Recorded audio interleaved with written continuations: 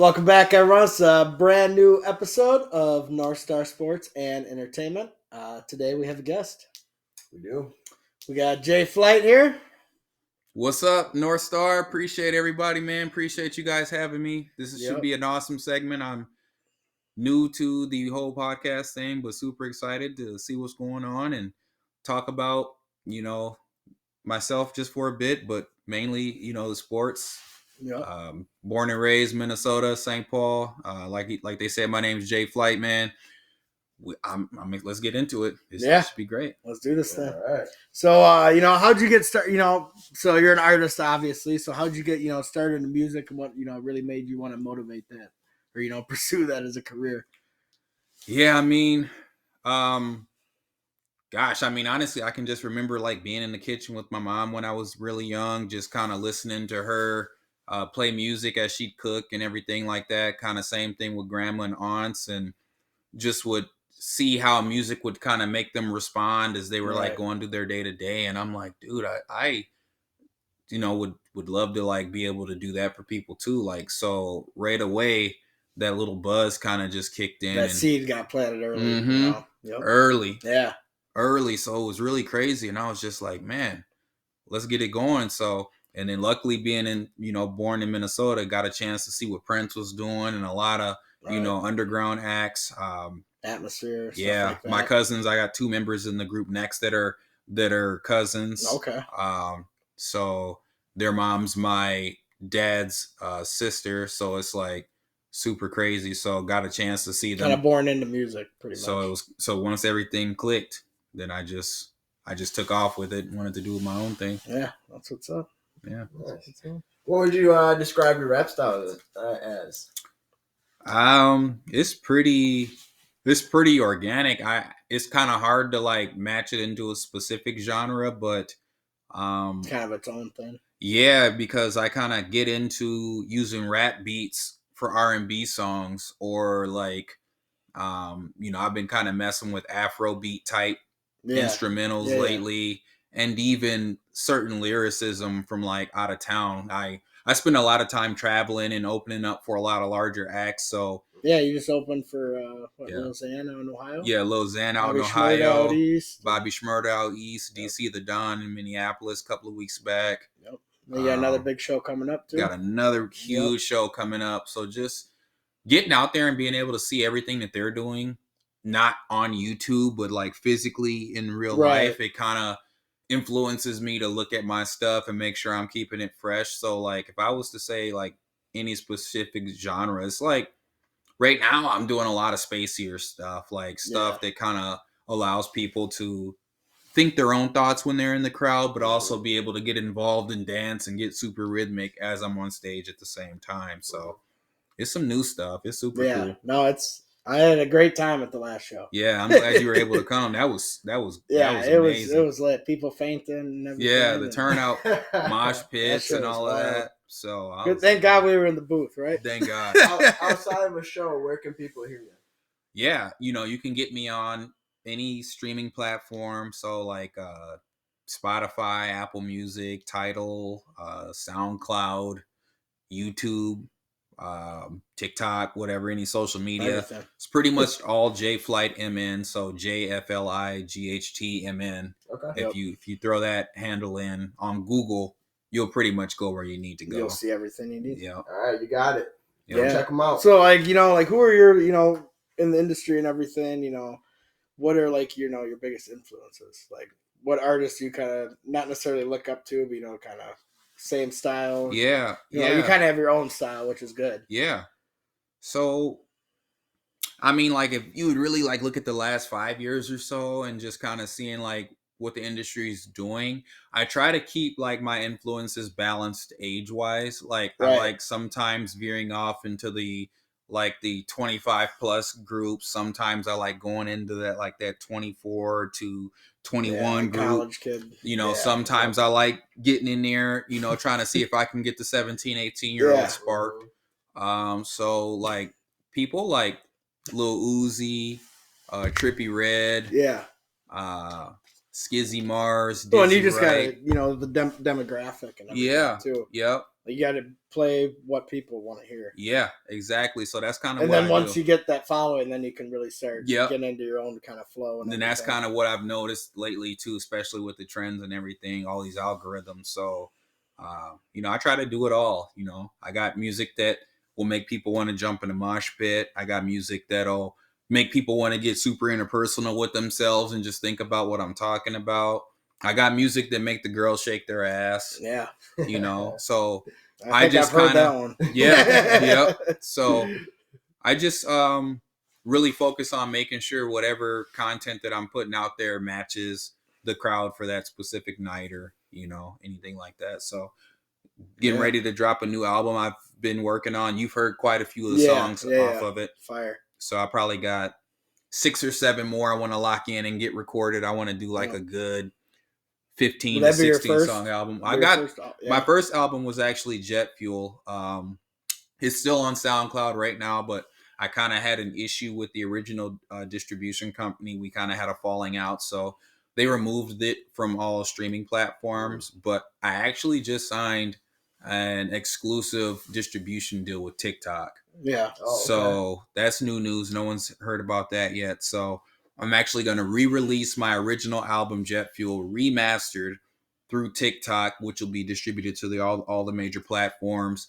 We're trying to lock in a day right now, but I'm thinking it's probably going to be mid next month. Yeah, the remastered version of my original album will drop. Yeah. That way, people have something to catch on to after the show. So right, and I've listened to quite a bit of your music. What do you think? Your lyrics, like how do you express yourself? Or it seems like you like to address a lot of important issues and stuff like that as well.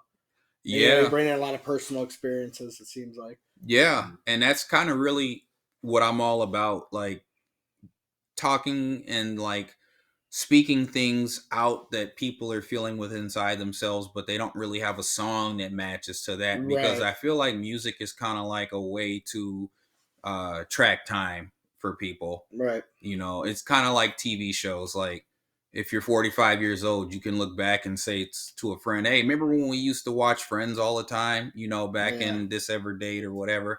Music kind of does the same thing. People can listen to a song in 2020 and then in 2030 or 2040 when they're talking to their kids and they might be just now doing TikToks to this song that was dropped when their parents were kids. They can be like, it's crazy. We had that song way before y'all. It's just a circle of life, pretty much. Music just goes. Yeah. It goes, comes back. Yep. So that's what I do. That's kind of what I'm hoping to achieve with music. I don't really care too much about the money factor. I just want to leave something behind, a legacy, with my music that will live beyond my years. That's what I'm more concerned with. Exactly. I like it. At the end of the day, it's all about legacy. Mm-hmm. What do you think's like your most like memorable show or something related to your music? I've had quite a few. Like, that DC the Don show was pretty cool a couple of weeks back. One time a few years ago, I got a crazy call from Live Nation, and I didn't think it was real because I had never done a show with a larger touring company like Live Nation. And at first I thought they were kidding, and they're like, we just had an act cancel out last second for opening up for YF and Lucci. And I was like, okay. And they're like, well, you want to come out, you'll get paid, VIP, this, that, and the third. And, you'll get on stage and do your thing and we'll market it over the radio. And they're just running all these things past me. And I'm like, hold up, wait a minute. At this point in my career, I had never done shows bigger than like the Caboose downtown Minneapolis. And that's me doing the footwork to get with the venue and lock in a show. And I have to sell tickets to get paid and all of that. So I'm hearing from them. They're just going to flat out pay me, come out, do the show. Everything's locked in. And I'm like, I've been waiting for this. My family, I told my mom and I told my dad and everything. And they're like, that's crazy. They're like, when is the show? I was like, next week. And they're like, clear the calendar. They're like, do it. And sure enough, I get an official email from Live Nation with all the details what we talked about over the phone. I had no manager, no nothing. Yeah. I'm just on the phone with these people just talking through numbers and everything. And I'm like, okay, bet. Sure enough, I pull up with my friends, a couple of guys that were going to do some songs with me on stage, my girl, Kaylee, and actually she had to stay home with the kids. It was my cameraman, 2 guys that were going to do some songs with me. We pull up. As soon as we get there, VIP entry right into the back of this venue. It's called the Minneapolis Music Hall. I don't think it's open anymore, but we get there. They rush us through the back. As soon as I walk in, Lucci's standing there smoking a blunt. And I'm like, damn, they're for real about all of this. You know, set us up, stage us, sit us down, start putting champagne on a table in front of us and everything. And I'm like, this is super cool. And after a while, a stage manager came, had me do my run through and everything. We did sound check. I got there like 6. Show was supposed to start at like 8 or 9, something like that. So after we did sound check, everybody went through, did sound check. They bringing in food and everything, and show went down. I did really good, gained a lot of fans. That was really like my first real traction in the Twin Cities. Like before that, I had been doing smaller shows and like just releasing music on SoundCloud and just like really just trapping the streets, meeting people face to face, doing stuff like that. So boom, got there. And that connection came from a smaller connect that I had at the Caboose, who's now a larger connection. It was my previous manager. He's doing other things now, but my guy Kato, he has a company called Kato Live Music, and he used to bring all of the main shows to Minnesota. So once he kind of backed out of the game and kind of started doing other things, all his connections went to Live Nation, which obviously we know who the hell they are right now. Right. And boom, so that's how they got me on a short list, because they had got word from Kato that I was an artist that could open from the Twin Cities, not only bring a crowd, but actually know what I'm doing on stage. Because that's what a lot of the bigger touring companies are concerned with is, if we bring in an opener from the city, are they actually able to move the crowd and bring people? Because the bigger acts that are coming in, they're not from that particular town. Right. Their goal as a larger act, someone to get them going and be ready for the band. They have to. Otherwise, you might get people that have heard you on YouTube or whatever, but it's going to be a lot easier for a seasoned act from the town to bring in people that are expecting to hear music. The internet is really nice and everything like that, but it only goes so far. There is still a very personal aspect in music that you have to figure out before you can really expect to bring people to a show. Right. What do you think, like your biggest challenge has been, just trying to break, into the broader music scene and everything like that? Yeah, really just touring and just as many shows as possible. Doing many shows as possible. I think the main barrier is just the fact that I've been so picky with like what sort of deals are presented to me and stuff like that. Like I've had 360 deals presented to me in the past. Where the label will get 60% of the overall earnings, I'll get 30. They'll give me an upfront front, if you will. I don't know, however many dollars you can say, 100,000, 500,000, $1 million. But all of that has to be recouped by the label before you get access to the 30% that you agreed to sign on with them with. Yeah. So now you've got this bag of money. You got to decide what you want to do with it, how it's going to best work for you. And then hopefully at the end of you producing, I don't know if they have you do 2 albums, 3 or 4 or 5, or a few singles. The deals really just depend on what they're wanting. But realistically, you become like a slave to your deal until you can get out of that hole with that money. And a lot of guys, you'll see them just snap out right off the rip. They'll grab chains, cars, do stuff like that. And before you know it, now comes time to give the music to the label that they've been asking for. Yeah.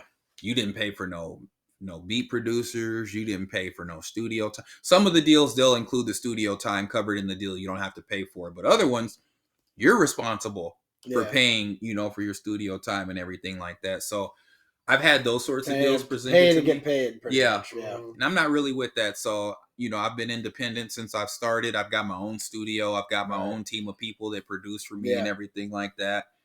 So realistically, that's been the biggest hurdle, is like, there's been a lot of money offered to me in the past, but fortunately enough, I have, regular income and steady income where I don't have to succumb to those sorts of deals and kind of enslave myself, if you will, just to get my music out to the fan base, build my own marketing team. What advice would you give to aspiring rappers? I would say just understand that it's a really long road. Obviously you see these artists that blow up overnight and everything like that, but a lot of them have signed on to those deals that aren't really smart. For example, you drop a big song with a label and you're in a hole with them a bunch of money, they'll hold that song and you will not be able to do anything with it until you pay them the money that they want for a song that you produced. Yeah. Which doesn't make any sense to me. Right. So my thing is just be smart. Don't let the money make you. Don't get too caught up in trying to sign with a big label so you can improve your clout, because you can really do that on your own. And a lot of artists are very successful that do that, including myself. So I would just say take your time and actually think through and obtain legal counsel. If you're gonna get involved with deals and start reviewing paperwork, have a really good manager that you trust and make sure you're obtaining legal counsel. So Yeah. Well, thank you for that. Yeah. And somebody else that just got a bag last night. Two guys in the first round that got a bag last night. Woo-wee! The Vikings Yes. gave 2 bags up. They traded up twice. JJ McCarthy and Dallas Turner. SEC Defense Player of the Year. Holy shit. Big time players. And we know, the interview aspects may be over, but we know you're a diehard fan too. Mm-hmm. Yeah, So, 100%. Yeah, welcome I think to the so. conversation. I mean, we'll kick it off. I think that the Vikings, made some really smart moves. Especially with the first two, Dallas Turner and obviously JJ McCarthy. Conversation's been all over the place. People really wanted us to grab Caleb Williams. Was it realistically possible? I don't think so. Probably not, unless you trade Jefferson and 2 first-round picks and maybe even more. Yeah. Yep. Yeah. And then, then you got the Falcons taking Penix at 8, and they already got Kirk. Oh, That shook the sports world a little bit. I think that was the biggest shakeup among any. Well, just nobody expected it to happen. They just signed Kirk to 4 years, 160. I think it was like a fuck you to the Vikings. Like, hey, you want to swap picks? Yeah, all right. I agree. But I don't know who the Vikings. I think the Vikings, according to Sean Payton, he was going to jump the Vikings. He scared them into thinking that, so we would go up. I don't know. I think they wanted McCarthy because I'm not really sold on Bo Nix. Yeah, I don't think they're sold on him either. Yeah. Yeah. But yeah, and then we just got a defensive back too, Kyrie Jackson. Big. 6'3", 195, damn near 6'4". Yeah. I think he was first team All-American or All Pac-12. Yeah. Yeah. And they just grabbed a big offensive lineman from Oklahoma. So where do you guys grade us so far in the draft? What do you think? I mean, just based on the first 2 picks alone, I'm really going to give the Vikings an A-. I know that's a little bit of an overshoot based on some of the other experts' opinions, but I mean, the simple fact that we've got JJ McCarthy, I mean, You got your quarterback. he's number 2 on the Fernelli rating. I mean, we've got 7.64 here, number 2. Caleb Williams just notching him out at the first spot, Which at is 8.98. expected. Yeah. Yeah, just overall based on the fact that he had the opportunity to throw the ball a lot more often. Well, and he'll fit the offense. Yeah. Awesome. Play action guy. O'Connell loves it. O'Connell loves him. Yeah. O'Connell was shook when we drafted Dallas Turner. Yeah. They're like, we got him. Yeah, I did see I've seen that video on replay the past 2 days. Yeah. And they got KOC and all these memes. Like, I saw that. Like, what? I saw that. That was funny. But we'll see. I mean, the offseason additions helped. We'll see what the offense. I feel like he still needs some interior linemen. Yeah. I don't know why. I don't think they're going to bring Reisner back. Have a vendetta against him or something. But he wasn't the greatest run blocker, so maybe they're trying to get more of a run-heavy offense with Aaron Jones. I did notice that. I did notice that. Yeah, Kenny will be back. So yeah, this. I don't know. What do you think of this year? You think they would make playoffs or no? I absolutely think the Vikings make the playoffs. I won't be as bold as to say we run the North or do anything like that. You can sneak in as a wild card, most definitely. Yeah. Especially your 9-win That team. defense Yeah. is going to be scary. Yeah. And think about it. The biggest thing last year, like Daniel Hunter's pressure rate wasn't that high, was it? No. Fairly low. No. He had a lot It of was lower- sacks. It was lower than Grenard and Van Ginkel. Yeah, Mhm. exactly. Thank So, I mean, and you get Dallas Turner, those are guys that get to the quarterback. And that's the one thing we 100%. kind of lack. We don't get pressure on the quarterback. 100%. And the secondary would be much, much better out if we could get pressure on the quarterback. I agree. Totally So, agree. We assume playoffs next year. We assume playoffs next year. Well, I the don't Minnesota Timberwolves. They're making us everybody. Are making a Minnesota's run in making the a lot of playoffs. people happy right now. Man. I really had to think hard about wearing Vikings or Timberwolves gear today. It was kind of hard for me to decide. It was Man, last night's game was very fun to watch. First time in franchise history. Yeah, 3-0. 3-0. Never done that before. I don't know. I said in our last episode, I think they're gonna win the whole fucking thing. we got the possibility of a sweep tomorrow night. Because who would they have next? More than likely. That So we're in the quarterfinals right now. Yes. Let's take a quick look at that. We definitely need to see how that would. I want Denver again. I want to play Denver again. Oh, this is gonna be tough. We gotta find a bracket. That would definitely be a series if we did. So we have in the West. Let's take a look. Oh, here we go. All right, ready? Mm-hmm. We would likely play Clippers. Yep. It'd be LA because Denver's gonna win. So they'll play the highest seed. Yep. So Oklahoma's that's gonna play right. the highest seed because they're number 1 seed. Yeah. They're playing lowest. They're up 2-rip on New Orleans right now. So Yep. if they win, we actually might play Oklahoma. I'd like that. I'd like that matchup. I'd really like to. Oh, I'd love or it. Denver. We might even play Denver too.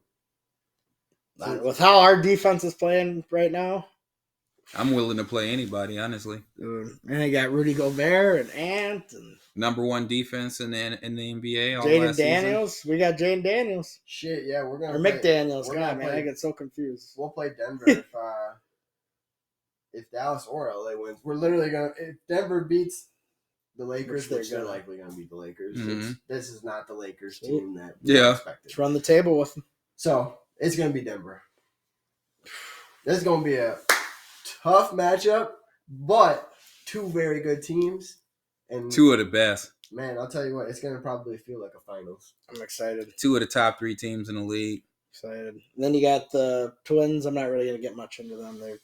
They've been just a bore lately. They swept the White Sox. Congratulations! They've won 3 games. They did win last night against the Angels. Angels again. Angels in the outfield. Not the greatest teams this year. But yeah, 5-3 yesterday. We don't really have to get a whole lot into it. No, wild season's done. Wild season. Game over. Yeah. And then What do you got for fight news? not much UFC wise. The card next Saturday is not very good. But Free Spirit Muay Thai's got 3 guys going out to Michigan next Friday. Got Jamel Long's fighting for a title out there. Kind of took it, not necessarily last minute, but he's always ready to go. He's been looking great too, training. You got Josh Stevenson's gonna be fighting out there, and then one of our newer guys, Sam LaPointe, as well. So they're all taking a nice little road trip out to Michigan, come back with the title, and kick some ass. And then June 29th at Canterbury, Ignite Fights gonna be there again. You went to the last show with me. Great venue. Ignite Fights does a great job putting the fights on. JFlight might have to slide out with us. I'll definitely be there. JFlight is going to have to slide to the fights. I will be there. Look at that. It rhymes. Well, I'll be there. thank you. Absolutely. For being here Thank on you. this interview. Thank you for watching. We appreciate that. Like, subscribe, Yeah. do all that. This is Make sure you follow JFlight's journey as well. You can find them just about anywhere. Permission to JFlightMN. use your music as an outro? Absolutely. All right. Absolutely. Got it on video.